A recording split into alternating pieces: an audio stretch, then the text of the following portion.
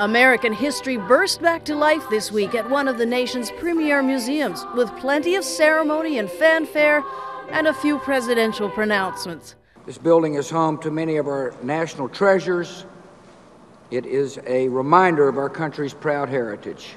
After a 2-year, $85 million renovation, the Smithsonian Museum of American History has finally reopened its doors to the public and to daylight for a dramatically new experience for visitors. By removing the interior walls, that has provided a more open, more welcoming and brighter environment for the visitor. It's totally a new museum within an old museum.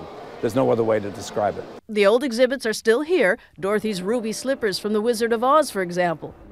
But the central core of the museum is devoted to one of the country's greatest artifacts, the Star-Spangled Banner. We're displaying the flag by the dawn's early light.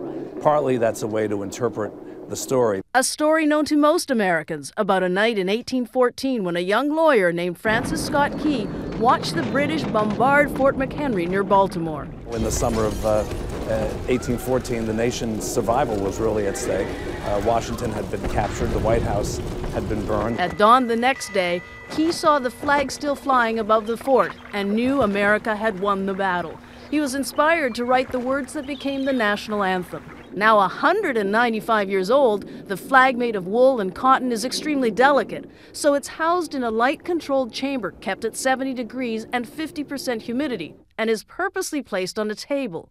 The flag is set at an angle of 10 degrees because it's simply too fragile to hang as many flags would hang today against a wall. Its story is told through high-tech interactive technology and more traditional artifacts in space that ultimately offers a chance for reflection. One visitor said the flag reminded her of our country, that it was a little torn and tattered, that it's been through a lot in the last 200+ years, but it's still there. Still there for all Americans to see in its new home.